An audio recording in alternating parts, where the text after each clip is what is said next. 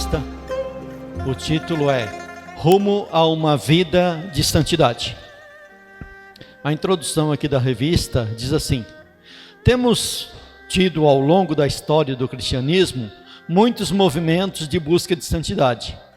Eles geralmente atuaram como uma resposta ao mundanismo. Embora a santidade deva ser um estado normal de vida, a Bíblia ensina que ela deve ser buscada por todo crente. Hebreus 12:14. Repetidas vezes aparece o imperativo: santificai-vos. Com equilíbrio, deixando a palavra falar, o assunto a ser estudado nesta lição nos dará uma visão sobre tão importante tema, quando tomaremos por base o preciosíssimo Salmo número 15, Salmos de número 15, amém? Então, o nosso tema da nossa lição de hoje é a santificação. O que é santificação? Um termo técnico simples para se explicar é separação, separado. Separado no sentido, então, separado do mundo. Tá? Aqui, ele, a nível de introdução, ele coloca aqui que durante um longo período da história, tem tido muitos movimentos de santificação, de santidade. Você voltando lá, muitos anos atrás, em Gênesis, ali você já encontra, então, esse tema sendo adotado, esse assunto sendo adotado. Durante cada época, existe um pecado na sociedade, no mundo, na terra, reinando. Antes do dilúvio, o pecado reinante era o crime, né? Era a violência. A terra se encheu de violência. Depois do dilúvio, sobra somente uma família, e aí aparece um outro pecado reinante, que é o pecado da idolatria. Aí você encontra Deus chamando Abraão, tirando ele do meio da sua parentela, e ali então ele já estava sendo um processo de santificação, deixar os ídolos dos lares de lado. E você vai encontrar isso na família patriarcal. Depois de alguns anos, já a família de Abraão sendo formada, Abraão já sendo recolhido, vem Jacó, e quando Jacó é chamado para voltar para Canaã, ele teve que fazer um processo de santificação. Ele chamou a família: olha, nós estamos indo para um lugar onde Deus me apareceu, e a gente não pode chegar lá do jeito que nós estamos. Porque Jacó tinha ido para a casa de Labão, e na casa de Labão existia a idolatria, os deuses dos lares. E a família de Jacó se encheu desses deuses, de tal maneira que a própria esposa dele, quando foi fugir, sair em fuga, roubou o ídolo do pai dela. Ela falou: não, eu não posso sair daqui sem proteção, vou roubar um ídolo. E eles estavam cheios de ídolos, e tiveram que fazer um processo de santificação.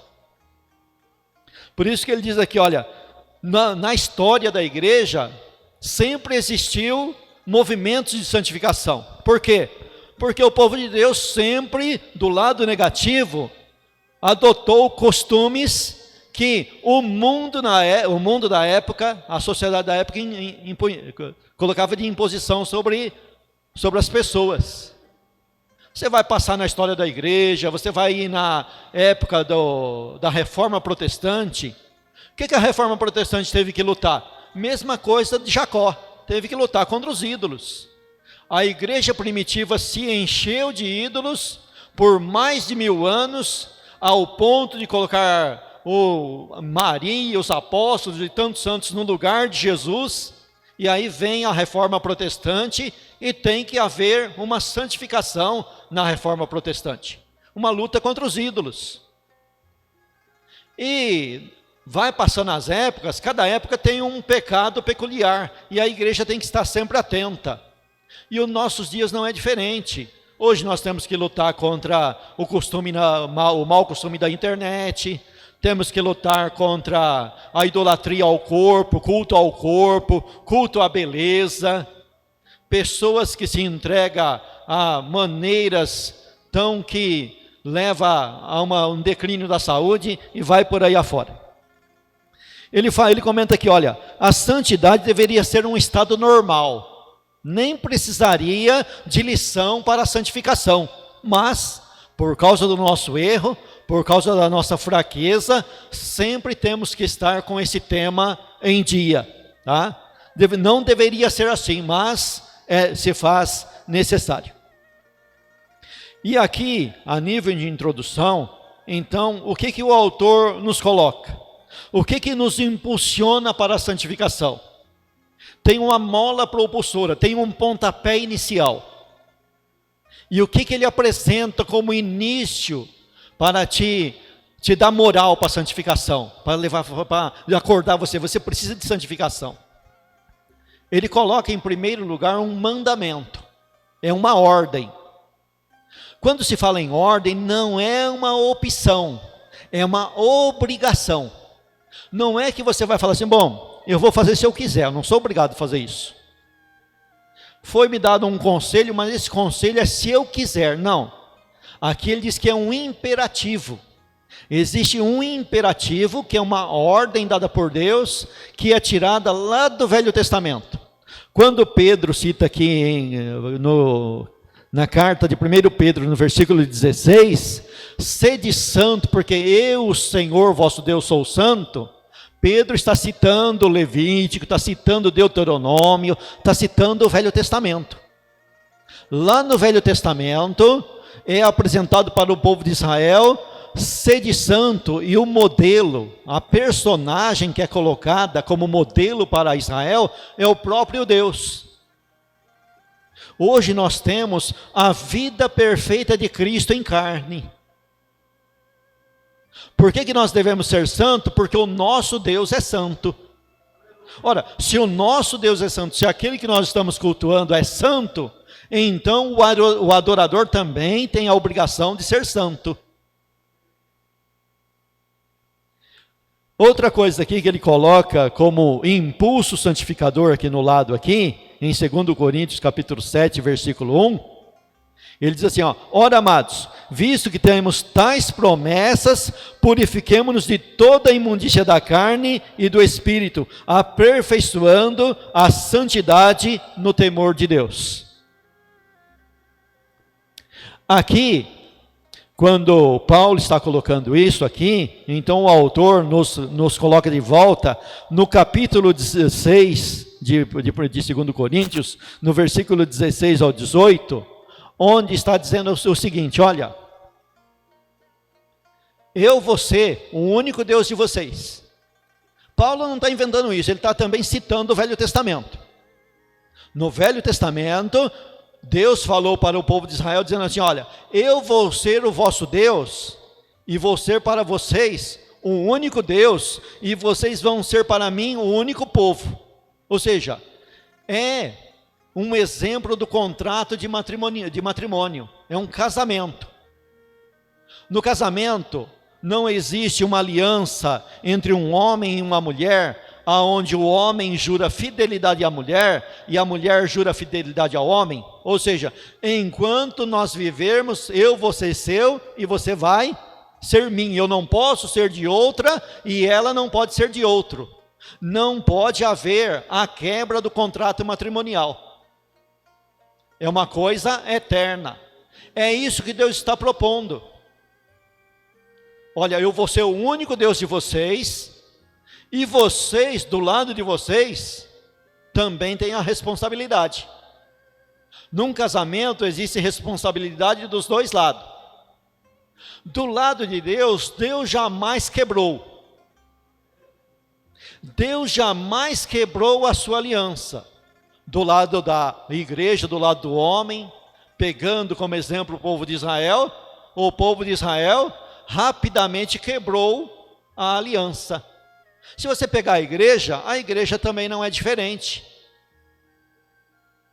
A igreja primitiva também quebrou.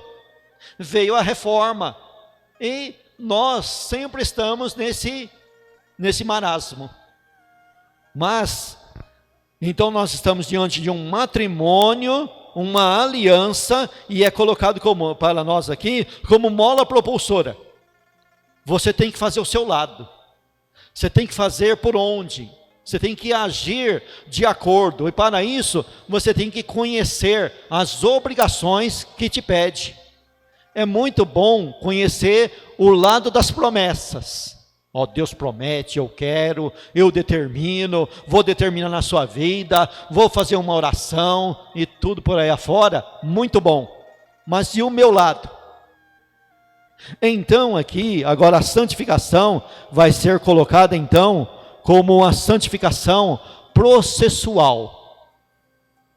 Nós vamos discutir nessa lição, nessa aula, a santificação no sentido processual, como um processo. Santificação aqui no Salmo 15, então vai ser colocada para nós como um processo. E nesse processo, nós estamos numa caminhada, é uma jornada, é um processo de santificação, aonde nós olhamos para trás, nós já não somos ruins como no passado. Houve uma conversão em mim e houve uma conversão em você.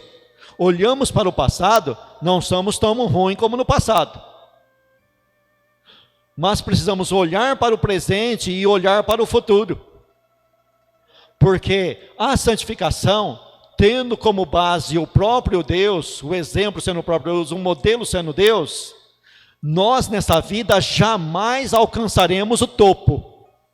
Então, o teólogo, na teologia sistemática, ele coloca então um gráfico da santificação sendo uma escada. Uma escada que você vai subindo degrau a degrau. E essa subida degrau a degrau não é da noite para o dia. É um subir contínuo.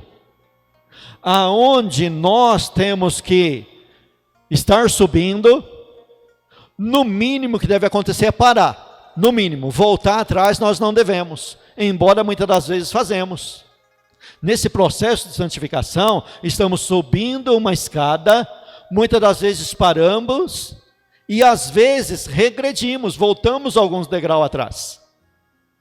Que não deveria ser assim, deveria ser sempre subindo, sempre olhando para Jesus, autor e consumador da fé, tendo ele como exemplo, deixando as coisas que para trás ficam e avançando para o alvo. E nesse processo de santificação, ela é paulatina, não é da noite para o dia, ela é vagarosa, ela é lenta, é dia a dia, e ela não é igual na vida de todos. Alguns são mais, outros são menos. Alguns correm mais rápido, outros correm mais devagar. Mas todos nós que estamos em Cristo, estamos num movimento subindo a escada. E nós que estamos um pouco mais alto, não devemos julgar quem está um pouco mais baixo. Bem pelo contrário, devemos estender a mão e ajudar. E não empurrar ele para baixo. Porque para empurrar para baixo está cheio de gente. Mas para dar um empurrão para frente, é bem poucos. Ponto 1 aqui. Compreendendo o texto. Então, o que é nos colocado é o Salmo de número 15. Falamos bastante na introdução e agora vamos para o Salmo em si. O Salmo 15 é chamado Canto do Degrau. Ou seja, um texto curto para ser lido ou cantado quando as pessoas chegavam ao santuário. Tendo como base o autor sendo Davi, na época de Davi ainda não existia o templo, mas existia o tabernáculo. Seja o tabernáculo ou o templo, esse salmo aqui foi escrito Cântico dos degraus. Existem muitos cânticos na Bíblia, nos Salmos, chamado de cânticos do degrau. São salmos curtos, facinho de decorar, e não é tão fácil de entender, mas decorar é fácil, porque é curto. E aqui o autor está dizendo que então esse peregrino, essa pessoa, esse adorador, decorava esse salmo, como muitas pessoas decoram hinos do inário ou dos corinhos que é cantado, e essa pessoa já ia para o templo, na maioria das vezes com isso já decorado, porque não tinha a facilidade de ter escrito em papel, não existia isso, já ia decorado, e era cantado ou então declamado, tá? Então ele já ia pronto, sabe? Sabe aquela coisa que você deve já chegar no culto pronto? Você já deve chegar aqui pronto. Você já deve ter dado um aquecimento antes de chegar aqui. É essa a ideia, tá? Aí ele vai falar da estrutura do poema. Bom, então você tem um poema, o Salmo de número 15, e você tem isso então. O Salmo começa com uma pergunta que coloca uma profunda questão. Quem, Senhor, habitará no teu tabernáculo? Quem há de morar no teu santo monte? E nos versos seguintes apresenta uma série de respostas. A pergunta era lida pelo peregrino e a resposta do versículo 2 em diante era dada pelo sacerdote. Então vamos pensar assim, uma coisa que já está decorada na cabeça do adorador. Então ele já na época do templo, ele subia os degraus, imagina assim, ele já subia o degrau cantando isso, ou declamando, ou falando, ou cantando ou falando. Então ele fazia a pergunta para o sacerdote, e o sacerdote dava a resposta. Para você entender, não somente o Salmo, mas todas as Escrituras, quando o autor faz uma pergunta, ele não está esperando de você uma resposta. A pergunta é um sistema usado pelos mestres da antiguidade e usado até hoje, aonde o professor faz a pergunta, mas na realidade ele já tem a resposta. Não é para você inventar uma resposta, não é para você quebrar a cabeça e inventar uma resposta. É para você ler a pergunta e dentro do texto você vai encontrar a resposta dentro do texto. Aqui dentro dessa pergunta, você vai encontrar a resposta dentro do próprio Salmo de número 15. Ele faz a pergunta para o sacerdote e o sacerdote dá a resposta. Jesus Cristo também fazia muitas perguntas.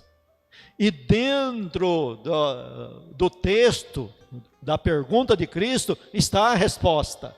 Então, sempre que você encontrar um texto na Bíblia com uma pergunta, preste atenção no texto, olhe bem o texto, reflita no texto, que a resposta vai estar dentro do texto. E depois de você entender a resposta dentro do texto, você pode buscar o contexto. Você pode buscar o contexto em toda a Bíblia, que você vai ampliar essa resposta, mas sempre de acordo com o ponto de vista bíblico, e não com uma pergunta que eu ou você vai dar a resposta. É o próprio texto que vai dar a resposta. Ponto B, palavra-chave. Na questão levantada no verso 1, temos duas palavras importantes: tenda e santo monte. A tenda ou tabernáculo era uma grande estrutura, feita de peles, onde eram realizados os atos de adoração durante o tempo em que os israelitas andavam pelo deserto. Mais tarde foram substituídos pelo templo de Salomão, construído no Monte Sião.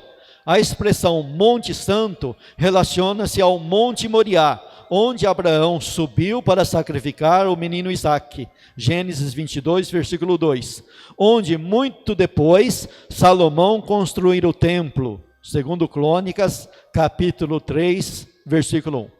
Então vamos parar na pergunta. Qual que é a palavra-chave da pergunta? A palavra-chave da pergunta é tenda ou tabernáculo e a palavra monte. Os dois lugares apontam para uma única coisa: a adoração. O tabernáculo era um local de adoração. Era algo bem rudimentar, que foi feito por Moisés, segundo o modelo que foi mostrado para Moisés no monte. Ele não podia mudar um prego no negócio. Até o prego foi dado para ele. Até o modelo do prego. Até a qualidade do prego. Ele não podia inventar um prego no tabernáculo. Tudo de acordo com os parâmetros de Deus. Foi dito para ele: olha, faça-se conforme o modelo que no monte te foi mostrado. Você não pode mudar nenhum prego. O monte também é um lugar de adoração. Aparece na história de Abraão.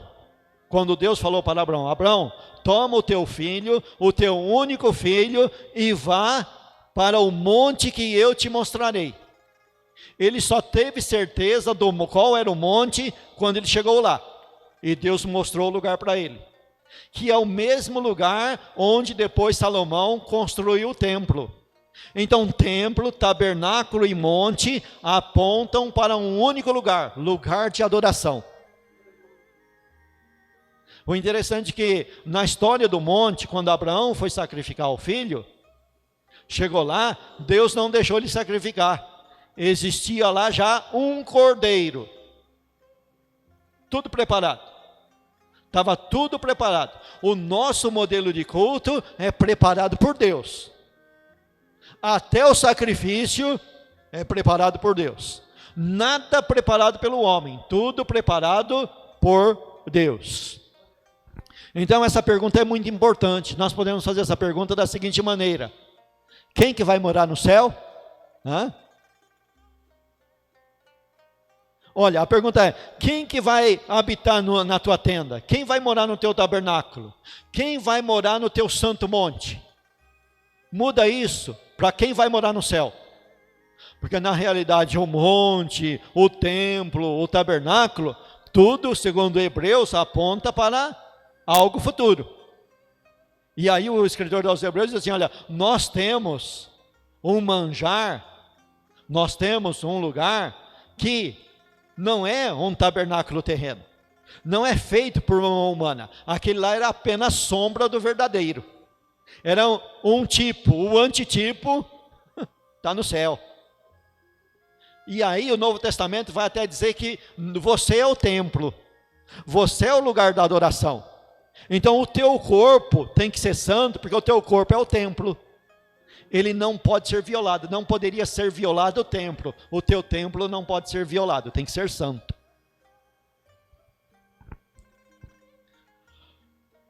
Tópico 2. Os desafios da santificação. A santificação é um caminho longo de renúncia e de atuação poderosa do Espírito Santo. Não é algo fácil, não é algo assim que facinho de fazer, e precisa, que o autor vai falar aqui, que precisa da atuação do Espírito Santo. O interessante é que na santificação como um processo, você é participante, mas você só vai conseguir levar isso a cabo com uma mãozinha. E como deve ser grande essa mãozinha? Nada mais, nada menos do que a ajuda do Espírito Santo. Não tem outro meio, não tem outro jeito. Através dela o crente beneficia-se de uma vida mais perto de Deus. Então a santificação vai te levar para perto de Deus. O interessante é que nesse caminhar de santificação, muitas pessoas cometem erros graves. Pegue um exemplo do profeta do Velho Testamento, onde ele analisa um pessoal que estava praticando jejum como santificação. É bíblico, é recomendado, está escrito em todas as escrituras, mas teve um povo de Israel ali que errou bastante nesse processo de santificação, porque eles se entregaram a vários dias de santificação, e deu um efeito colateral. Sabe aquele remédio que você toma e dá um efeito colateral? Em vez de fazer bem, faz um mal danado. E aí o povo começou, o profeta repreendia eles, porque eles começaram assim, olha, eles começaram a falar assim, olha, não encosta em mim porque eu sou mais santo do que você. O camarada jejuou e se achou melhor do que o outro.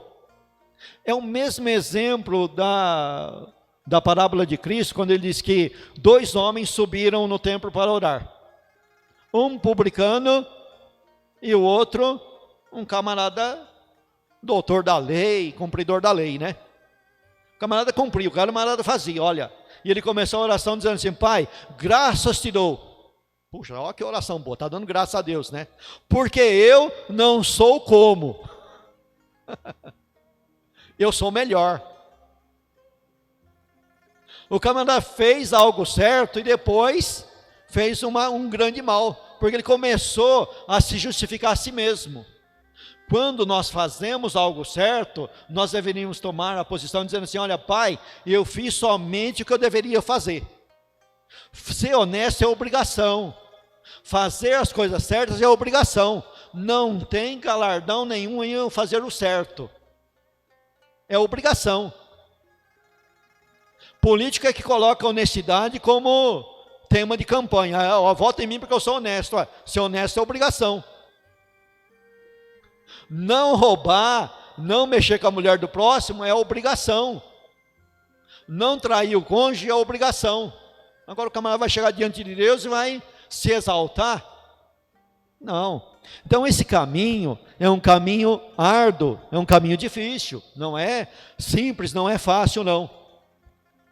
É importante destacar bem no estudo dessa lição as respostas dadas à pergunta do versículo 1. O autor coloca grandes desafios.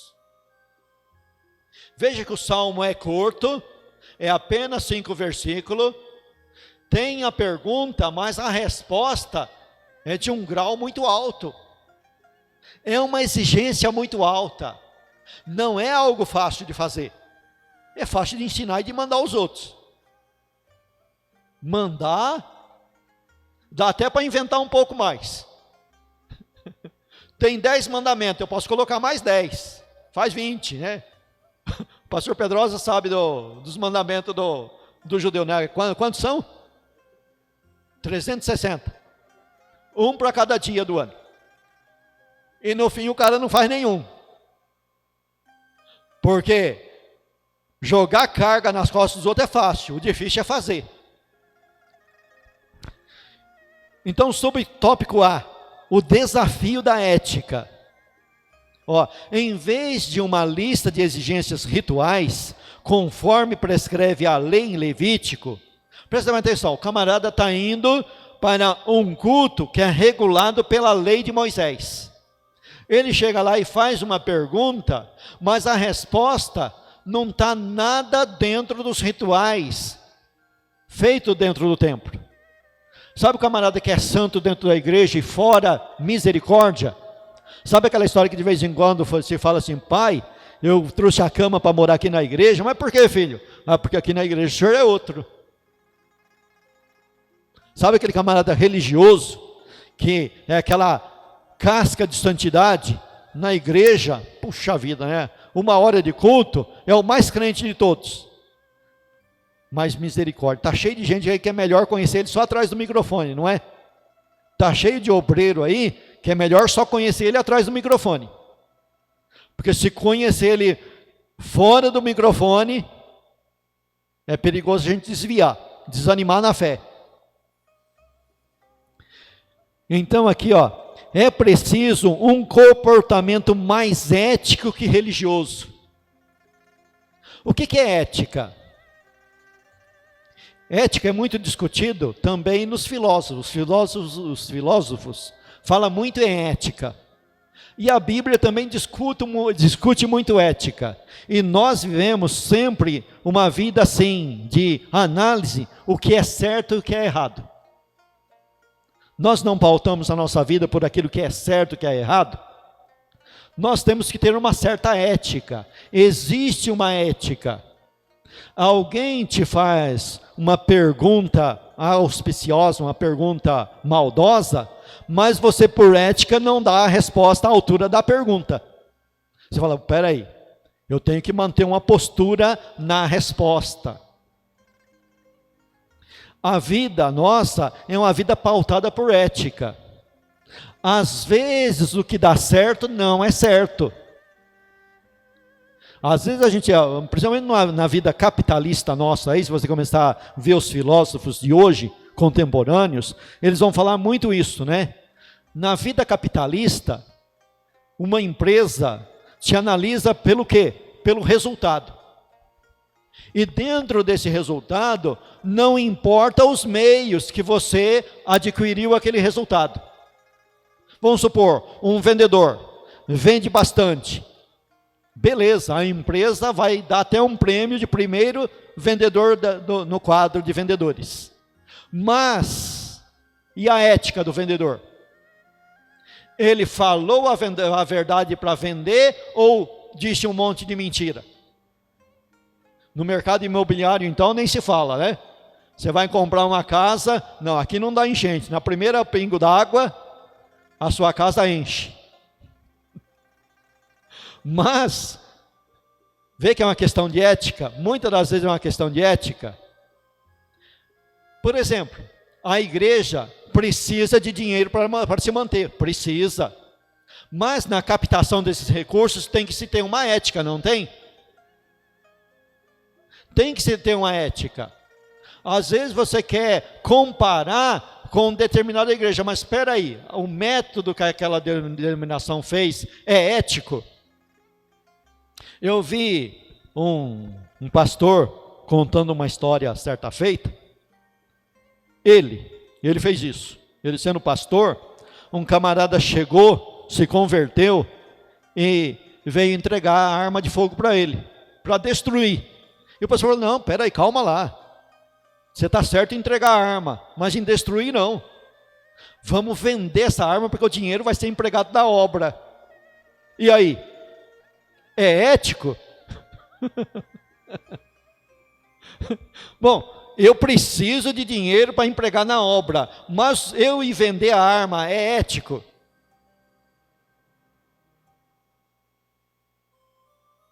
Nós somos contra jogo de azar, mas o irmão ganhou na loteria. Bom, pela minha ética e pela norma da igreja, eu deveria excluir ele. Não, mas peraí, ele vai dar uma grande soma de dinheiro para a igreja.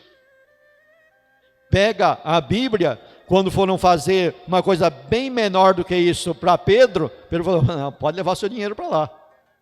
E sai morto junto com seu dinheiro. Atos de número 5, né? Atos capítulo 5.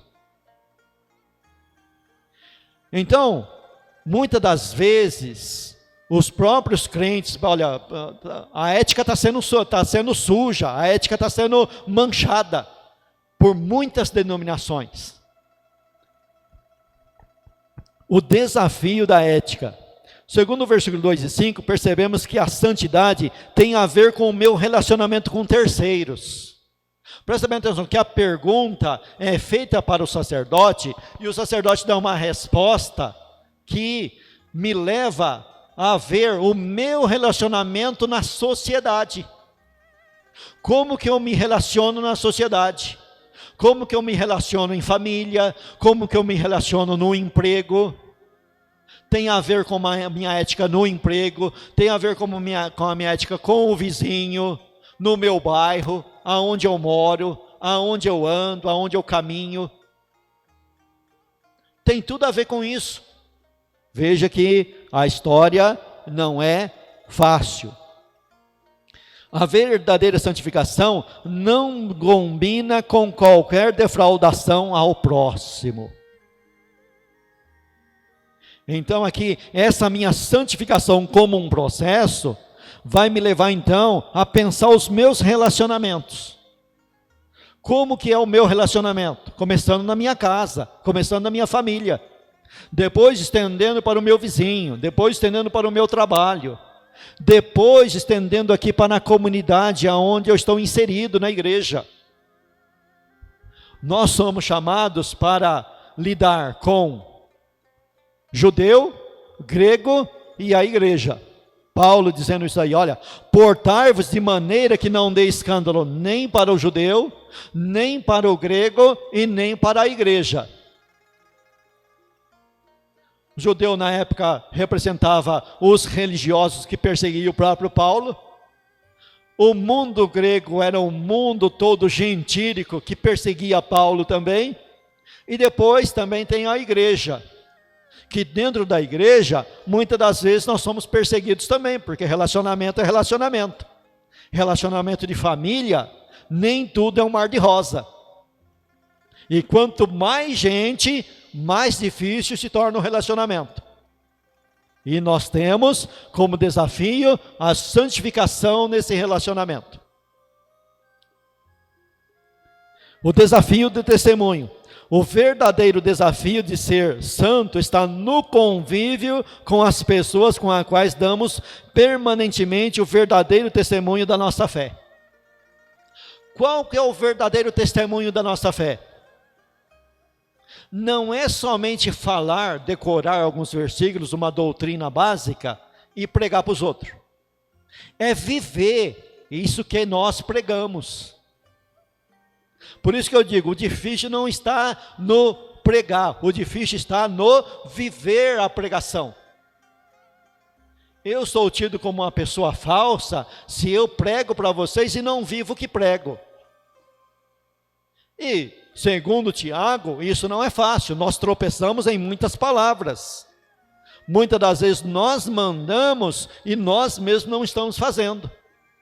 E aqui, o autor está dizendo que no meu processo de santificação, eu tenho que viver a minha fé. A minha fé tem que ser prática. Não é de discurso, eu ouço um discurso, mas que discurso bonito. Até chorei no culto, mas e amanhã? Você lembra, e você participou de muitos avivamentos, encontros de avivamento? Parece que o fogo durava só, em alguns não durava nem 2 dias, nem uma semana. Tinha aquela, oh, mas hoje Deus falou, olha, oh, mas hoje Deus bradou. Mas e a vida? Mudou a vida? Mudou? A tua vida mudou? É isso que aqui está sendo refletido. É o desafio do testemunho, não é testemunho de palavra, é testemunho de vida. É viver o que fala, é viver o que prega. É preciso um comportamento mais ético que religioso, ou seja, ela é ampla, não se caracterizando apenas por momentos vividos na igreja, aos domingos, mas sobretudo no dia a dia, no relacionamento com outras pessoas, no emprego, na escola, nos negócios, nos contratos, etc. Toma muito cuidado com o que fala, com o que promete. Hoje nós vivemos uma coisa assim que as pessoas falam tudo por brincadeira. E a Bíblia não é brincadeira. Nós precisamos nos corrigir naquilo que falamos. Precisamos tomar cuidado e vigiar com o que sai da nossa boca. As pessoas falam aí e depois dizem, não falei. Não, você entendeu mal, você interpretou mal. Não coloque palavras na minha boca. E o camarada falou. Então toma cuidado, siga o conselho de Cristo. Ó. Seja o vosso falar sim, sim e não, não. O que passa disso é de procedência maligna. Vamos procurar simples no que falamos, não vamos fazer promessa apressada e nem voto apressado. Camarada no meio da angústia, no meio da tribulação, promete coisa para Deus que ele jamais vai cumprir. Lembra de uma história bíblica de Jefté, um camarada que é tido como herói da fé, mas que conhecimento bíblico e teológico e religioso era desse tamanhozinho? Tinha uma grande fé, mas o conhecimento bem pequeno. Parecia os fogo puro da época de hoje. Tem uma fé enorme, mas o conhecimento, olha... E ele saindo para a batalha, ele fez um voto, né? Sabe aquele voto do camarada amargurado? Senhor, se o Senhor me der vitória e eu voltar em paz para minha casa, aquilo que sai primeiro da minha casa eu vou oferecer para ti. Bom, existiria muitas coisas que podiam sair da casa dele. Não podia sair um animal que não poderia ser oferecido dentro da lei de Levítico, dentro da lei de Moisés. Podia, de repente, lá, ele tinha um animal lá que, dentro dos parâmetros lá, não podia ser oferecido, e aí? Mas para azar dele, a primeira coisa que saiu da casa dele foi a filha dele. E aí tem uma discussão teológica que ele ofereceu ou não, e não é conversa para hoje, e nem eu vou saber, e nenhum teólogo vai saber isso daí, por mais que se estude. Mas a única coisa que se tira dali é um voto apressado. Uma palavra que saiu apressada da boca dele no meio da angústia. Né? Então, toma muito cuidado. O desafio do social, subtópico C aí do tópico 2. Os deveres sociais fazem parte do nosso caráter, portanto, tem a ver com a santidade. Se meu irmão sofre e posso minorar-lhes as dores, ajudando com os meus recursos a resolver seu problema, estou pondo em prática a compaixão que Jesus ensinou na parábola do bom samaritano.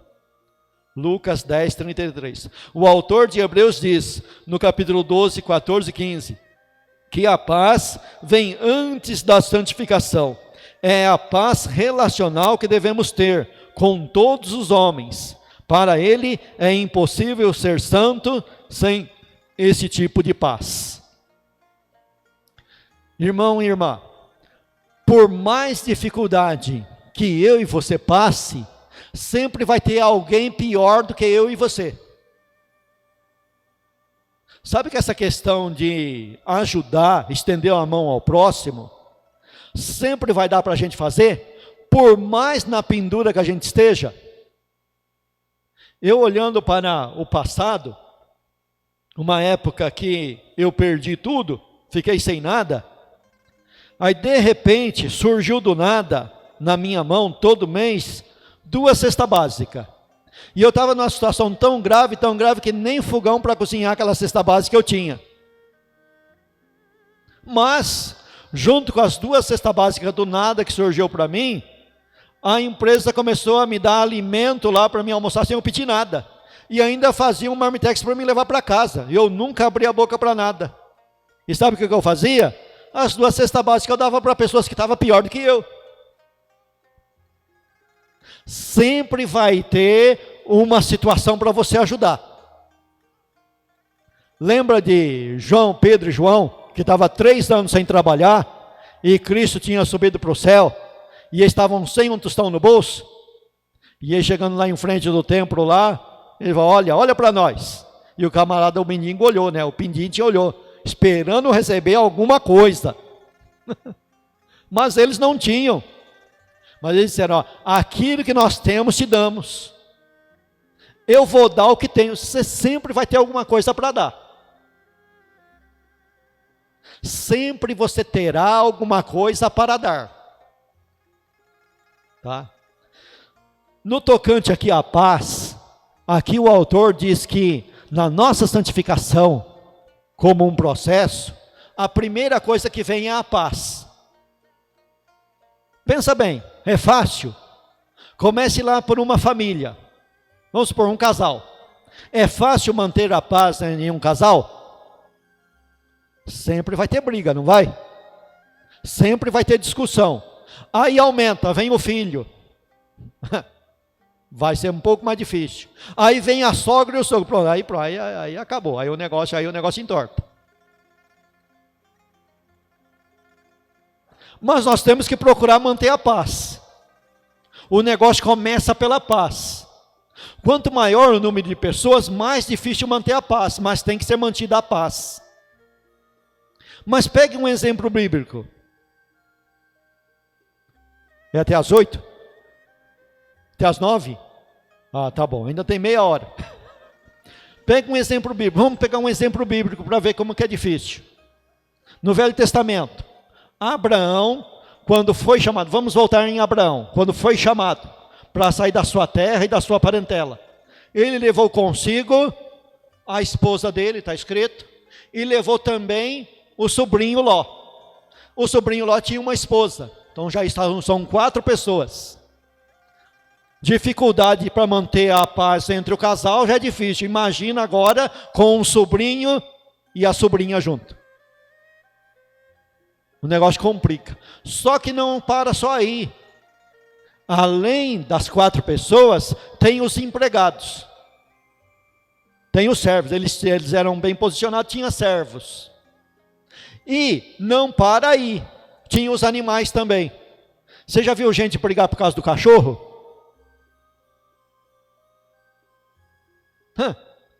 Pensa bem, a briga na família de Abraão começou por causa de quê?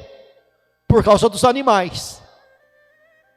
Os empregados começaram a brigar por causa dos animais. Por quê? Porque um animal estava pastando no pasto do animal do outro. Olha, o seu animal é de Abraão, você não pode deixar ele comer o capim do meu animal aqui.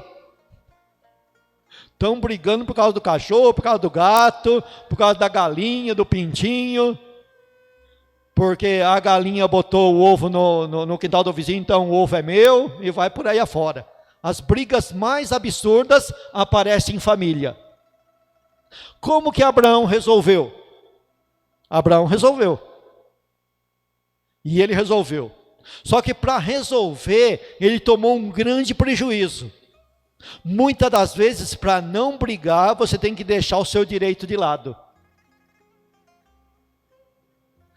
O que Abraão propôs? Olha, não haja briga entre mim e ti, nós somos família.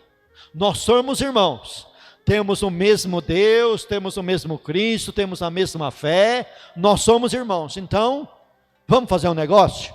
Não vamos brigar não? Só que tem uma coisa, se a gente morar junto, a gente vai brigar, não tem jeito. Então vamos se separar? Mas como? Estavam propondo uma separação? Quem propôs foi Abraão. E como ele tomou a iniciativa para terminar a briga, ele disse assim, ele fez uma proposta assim, olha para Ló.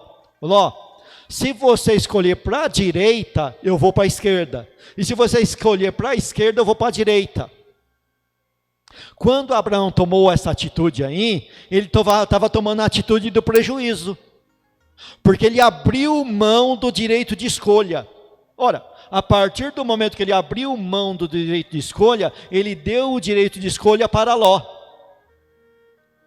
E aí o que acontece? Se Ló escolheu, ele escolheu o melhor lugar. Ele olhou para a Campina Verde e escolheu toda aquela Campina Verde.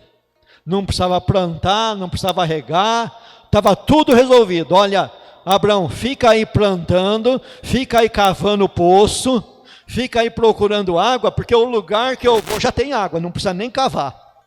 O lugar de moleza. É só estender a rede e cantar. Abraão abriu mão do direito de escolha e deixou Ló fazer a escolha. Muitas das vezes nós temos que tomar um prejuízo para evitar uma guerra. E depois que toma esse prejuízo, tem que se preparar para continuar ajudando essa pessoa. Porque dentro da história, Ló foi morar em Sodoma e não passou muito tempo, Ló foi sequestrado de lá e chegou a notícia no ouvido de Abraão. Abraão, invadiram lá aquela terra e levaram todo mundo preso, inclusive seu sobrinho. E Ló pega da espada e vai lá libertar o sobrinho. Ele já tinha tomado o prejuízo e agora ele vai ajudar o vizinho, vai ajudar o sobrinho. Presta bem atenção numa coisa, as pessoas que te deram prejuízo, espere o momento certo de ajudar essa pessoa. Vai ter o momento certo de você ajudar, ou então de você partir para a vingança, a escolha é sua. Vai chegar o momento que a pessoa que te prejudicou, que você abriu mão e deixou de lado, vai precisar da tua ajuda. E aí, você vai ajudar ou vai ir lá jogar na cara e falar, tá vendo? Bem feito, você foi mexer comigo, olha o que aconteceu com você. Se prepara para ajudar aquela pessoa que te deu prejuízo, porque vai chegar lá na frente e você vai ajudar. Mas não para aí, se prepara para ajudar a segunda vez. Porque depois que Abraão foi lá e libertou Ló, aí veio Deus, com 2 anjos. 3 pessoas, uma das pessoas era o próprio Jesus Cristo. E falou para Abraão, eu vou destruir tal cidade. Mas Senhor, a cidade que o Senhor vai destruir é onde meu sobrinho mora. Eu já ajudei ele uma vez, e da vez que eu ajudei foi na espada. Mas agora, e aí? Não tem mais como ajudar na espada. O negócio é um pouco mais sério.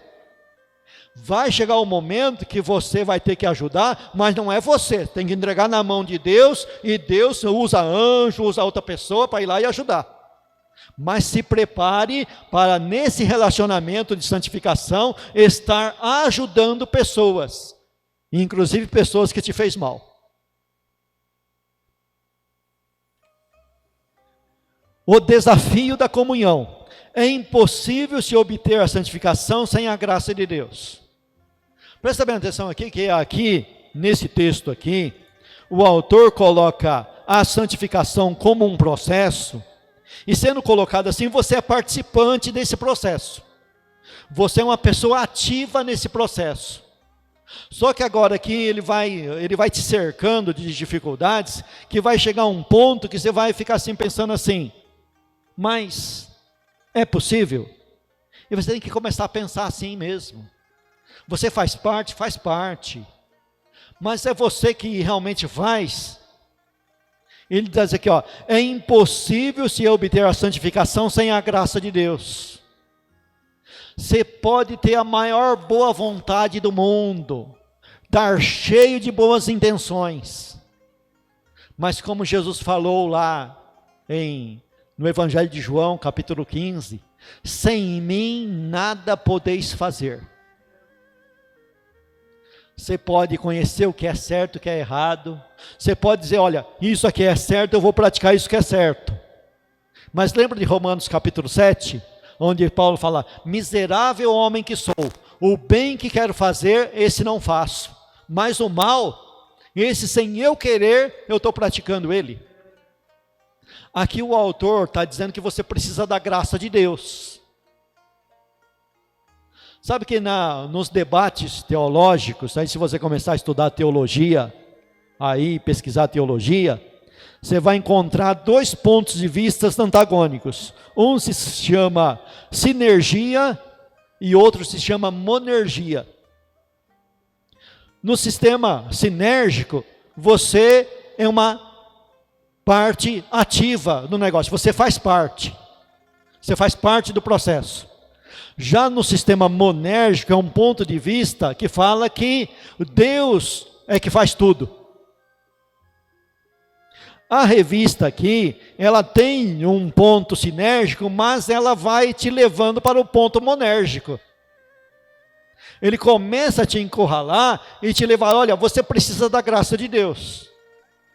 Você precisa entender e compreender que você está ali num processo, você faz parte desse processo, mas esse processo só se tornará realidade se você depender 100% de Deus. Ou seja, parece que ele sai da sinergia e caminha para a monergia. Ele começa a andar aonde você está fazendo parte, até te encurralar num beco sem sair e dizer, olha, para você conseguir, você precisa encarecidamente da graça de Deus, da ajuda de Deus. Se você não colocar Deus no negócio e não chegar à conclusão que precisa 100% de Deus, você não consegue. Você precisa aprender na santificação a depender de Deus. Porque senão você vai fazer um processo de jejum e vai ficar orgulhoso porque jejuou, igual os israelitas. Senão você vai ler e vai dar um efeito colateral, você vai ficar orgulhoso porque leu.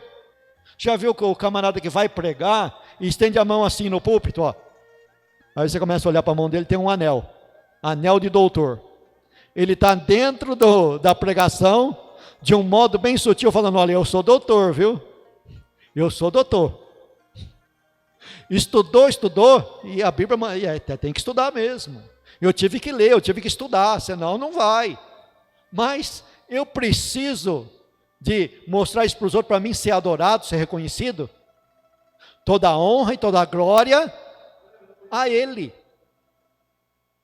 Então tem que reconhecer que precisa de Deus. Aí então agora nós chegamos aqui na parte 3 da revista e dá para então concluir. A prática da santidade. Até aqui é uma exortação, é um ensinamento, é uma doutrina que você precisa de andar nesse caminho e agora ele vai te ensinar a prática, a realidade. Até agora ele te conduziu para entender e compreender que você precisa entrar nesse caminho de santificação e agora ele vai entrar então na parte prática.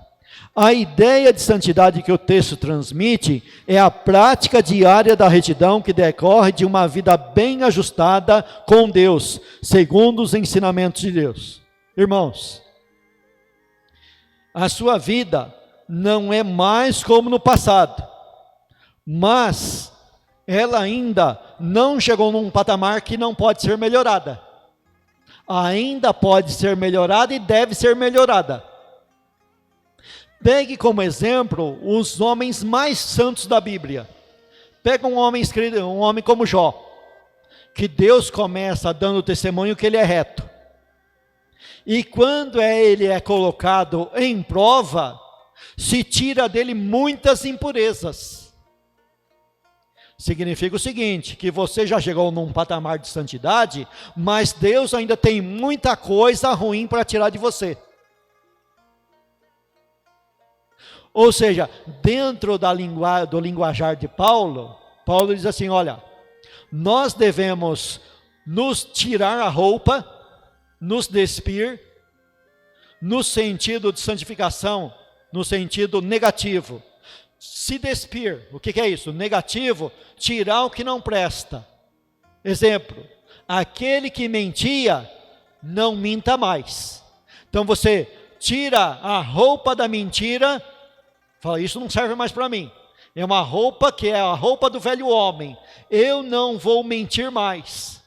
E aí, para você não ficar nu, você se veste de uma outra roupa, que não é mais a roupa da mentira, é a roupa da verdade. Em outras palavras, Paulo diz assim, olha, tire o velho homem, tire o Adão de você e coloca a nova roupa que é Cristo. Tire de Adão e coloque de Cristo. É uma substituição de roupa. Você tira a mentira e coloca no lugar dela a verdade. Você contava mentira, agora você vai na prática de falar a verdade. Você vai lá, corrige, se corrige, pede perdão e começa a falar a verdade. Aí ele diz, olha, do lado negativo, aquele que roubava, não roube mais. Pare de roubar. Você era ladrão? Para com essa prática. Você era um viciado? Pare com essa prática. Do lado do negativo, tire essa roupa. Do lado positivo, se você vivia sem trabalhar e roubava para se manter, agora procura um emprego e vai trabalhar. E vai por aí afora. A nossa vida tem que ser uma vida de prática. A vida de santidade, ela pode ser comparada à vida de exercício, aonde cada dia você tem que levar uma vida prática de exercício para ir cada vez se condicionando melhor. Assim é a vida da santidade. É o dia a dia, é o momento, é a hora. Então ele começa aqui. 1. Sinceridade no falar. Então Salmo 15. O camarada fez a pergunta e o sacerdote deu a resposta. A santidade se manifesta numa vida íntegra, que anda em sinceridade. Primeira resposta do sacerdote para o peregrino. O que eu vou fazer para morar aqui? Comece a andar de maneira sincera. Como de maneira sincera? Bom, muitas das vezes eu sou lá fora o que eu não sou aqui dentro. Vamos começar a ser sincero? Comece a ser sincero consigo mesmo, depois com Deus e depois com o seu próximo. O relacionamento é um relacionamento de pessoas. Eu tenho que andar começar a praticar a sinceridade. Aqui, nesse processo de santificação, a primeira coisa é reconhecer que eu ainda não sou perfeito, mas que eu preciso, segundo o alvo que me é proposto, que o personagem é perfeito, que é o próprio Deus, eu preciso andar, buscar esse alvo de perfeição. E começa então pela sinceridade. Ser sincero é reconhecer aquilo que é justa em todos os seus relacionamentos, fala somente a verdade, ou seja, só diz aquilo que é, não o que parece ser. Nossa fala reflete o que somos, o que pensamos. Aí você vai para Provérbios, o muito falar é coisa de tolo. Começa então pela nossa fala, pela nossa conversa, pelos nossos assuntos. Qual que é o teu assunto do dia a dia? Qual é a tua conversa do dia a dia? Veja só, você tem que começar a ter relacionamento de palavras em casa. Muitas das vezes, na hora da raiva, a mãe fala para o filho: mas você fez isso, mas você é um burro, mas você é uma burra. Comece a medir as palavras. A Bíblia fala assim: olha, você deve sempre abençoar e nunca amaldiçoar. Abençoe sempre, nunca amaldiçoe. Abençoe seu filho, abençoe a sua família. Comece a falar bem. Então tome cuidado na sinceridade. Não difama com a sua língua. Em seu sentido mais profundo, difamar significa ir ao redor para espionar alguma coisa e divulgá-la, como alguém que fica rondando as pessoas como um espião, para apanhá-las em erros. Gênesis 42, 8. Aqui vem uma questão muito crítica. Irmão e irmã, nós não somos chamados para ser detetive. Nós não precisamos ser detetives. Sabe que no meio, quando se fala em relacionamento de pessoas, quando se traz então para uma comunidade, uma denominação, se torna complicado, bastante complicado. Porque não basta ser verdade. A palavra dita a seu tempo quão boa é. Então eu sou obrigado a encobrir o erro, o pecado do irmão e da irmã? Presta bem atenção. Quando nós vemos uma pessoa em erro, o que a Bíblia nos ensina? No máximo chamar ela em particular. E depois de um processo, é a igreja com os seus oficiais que tomam a decisão. Você não precisa e não deve ficar espalhando por aí, embora o que você vai falar seja verdade. Isso acontece muito com pessoas que ocupam cargos oficiais na igreja. Nós devemos ter muito cuidado. Devemos ter muito cuidado, porque eu e você não somos chamados para levar notícia ruim. Notícia ruim já tem as pessoas certas para levar. Não é eu e você que deve levar notícia ruim. A gente deve procurar levar notícia boa. Afinal de contas, o evangelho é uma boa notícia. Então, nessas questões aqui, nós temos que tomar muito cuidado. Lembra o que Davi falou sobre Saul? Seja a mão do ímpio contra ele, mas não a minha. Seja a língua do ímpio contra ele, mas não a minha. Seja o testemunho do ímpio contra ele, mas não o meu testemunho. Vou encobrir o erro? Não, não é encobrir, é tomar cuidado, é saber aonde levar. Tem um corpo da igreja que está imbuído de resolver esses problemas.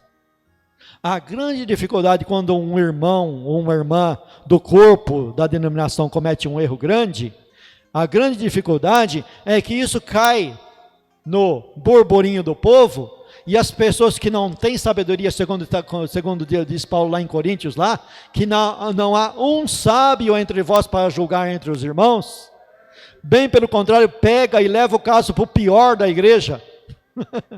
Os coríntios estavam numa briga danada e levava o caso para o pior da igreja.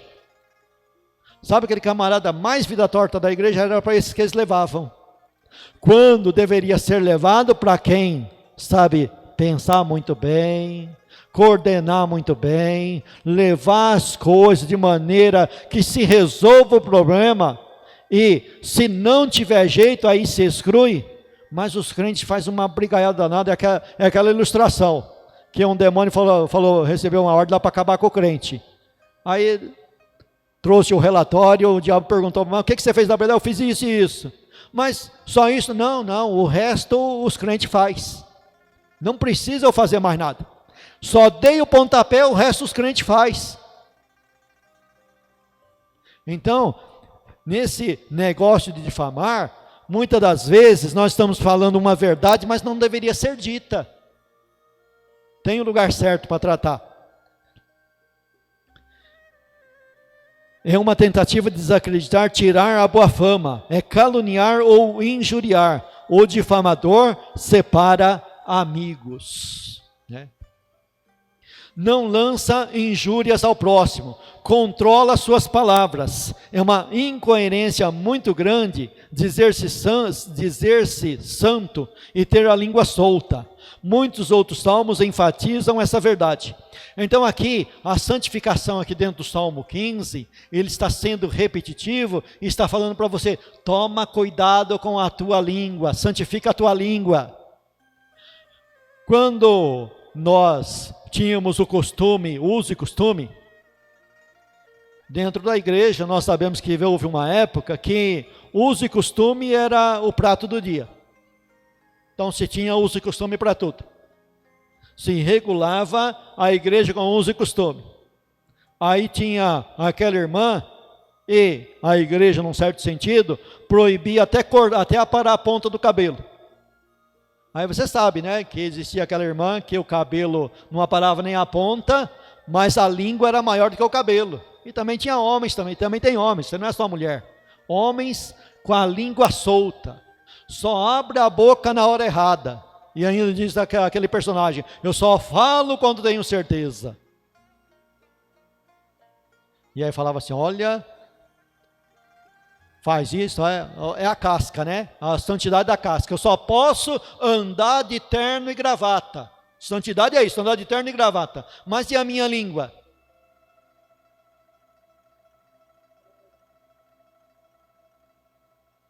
E a minha língua? Eu tenho que ter cuidado com a minha roupa? Tenho, lógico, eu não vou andar por aí de qualquer jeito. Mas a minha língua tem que ser mais vigiada. Porque a minha língua faz mais estrago do que a minha roupa. Se eu andar com a calça jeans, eu vou trabalhar de calça jeans. Mas a minha língua vai fazer muito mais mal do que a calça jeans. Não, eu só vou trabalhar de terno agora. Estou indo trabalhar de terno, mas se eu não tomar cuidado com a língua faz mais estrago do que a minha roupa. Vou andar de modo decente? Vou, mas vou tomar cuidado com a minha língua. Você vai andar de modo decente? Vai, mas vai tomar cuidado mais com a sua língua. Cuidado com o que fala, porque o que fala não tem volta. Não volta mais atrás. Então não injurie o próximo. Não muda sua palavra, isto é, sustenta sempre seus compromissos, honrando sua palavra. Sabe que o negócio hoje está complicado, né? Sabe que hoje você tem que pedir para o camarada assinar um papel. E depois de assinar o papel, você tem que ir lá no cartório e reconhecer que ele assinou. E tem mais uma, hein? Às vezes você tem que levar o camarada na frente do juiz para assinar na frente dele. Porque lá na frente ele pode arrumar um monte de advogado e alegar que não foi ele que assinou. Então tem um papel que ele assinou na frente do representante legal. Aí não tem como ele voltar atrás. Mas meu amigo, hoje em dia você não pode escrever o que certos crentes falam.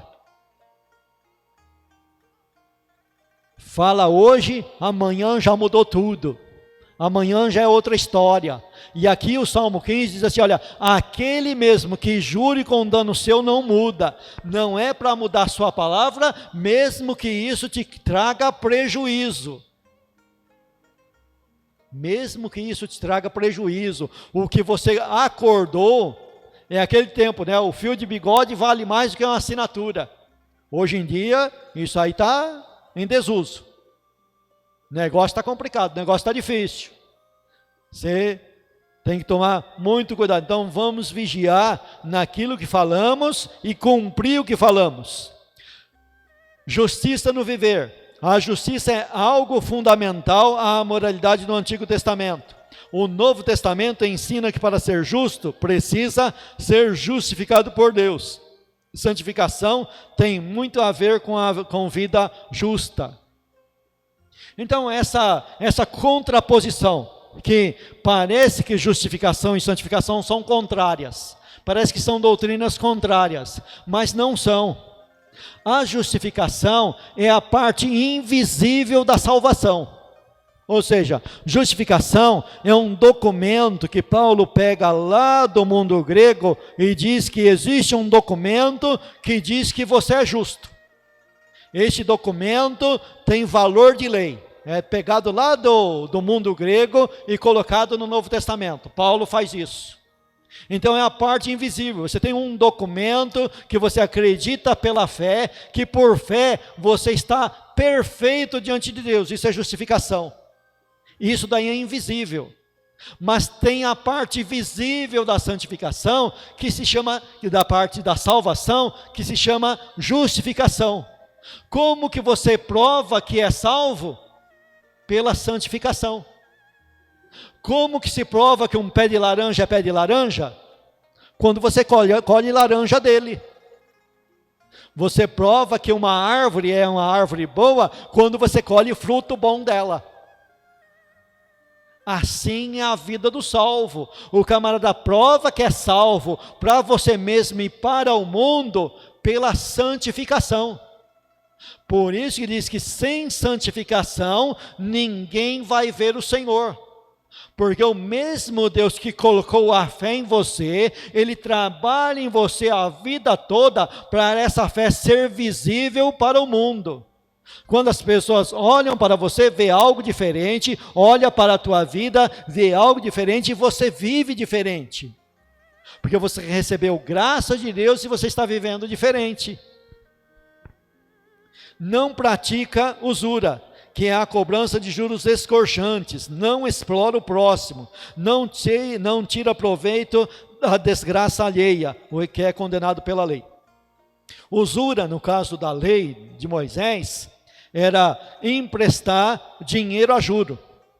Isso era permitido para o israelita, emprestar dinheiro a juro para o estrangeiro. Mas para o próprio israelita que vinha se empobrecer, não era permitido. Ele deveria ajudar o seu irmão de sangue e não cobrar juro. Uma vez, quando a gente fazia bastante campanha em Lares, nós fomos numa campanha lá para o lado do Riacho Grande, lugar longe, no meio do mato lá, e o problema lá era problema de matrimonial. E o dono da casa que tinha pedido a campanha chamou o irmão dirigente do trabalho de lado e quis vender a casa para ele, num preço bem barato. Sabe o que o irmão respondeu para ele? Não, eu vim aqui para tentar te abençoar e resolver o seu problema que você está passando. Eu não vim aqui para te explorar, não vou comprar sua casa, e ainda mais por um preço mais barato ainda do que vale. Ele teve uma grande oportunidade de pegar uma propriedade de mão beijada lá, o camarada estava querendo dar de graça para ele.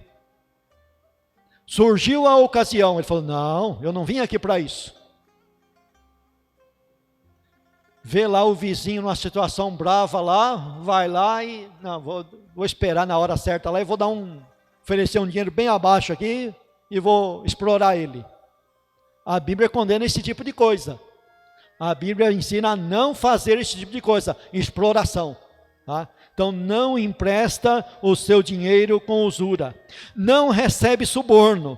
Isto é, não aceita dinheiro, peita, para ser testemunha falsa contra pessoas inocentes. Suborno não é característica de quem anda em santidade. Era uma prática ímpia até no povo de Israel. Lembra do caso lá de reis lá, da vinha de Nabote? Quando Jezabel alugou uns homens ímpios lá e pagou para os homens lá e lá em testemunho falar: olha, nós ouvimos Nabote blasfemar contra Deus e mataram ele, sendo ele inocente, diante de uma testemunha falsa. Não aceite fazer esse tipo de coisa. Ganhar dinheiro para ser testemunha falsa. Não faça isso, amém? Deus te abençoe, e já passou 1 minuto do horário, amém?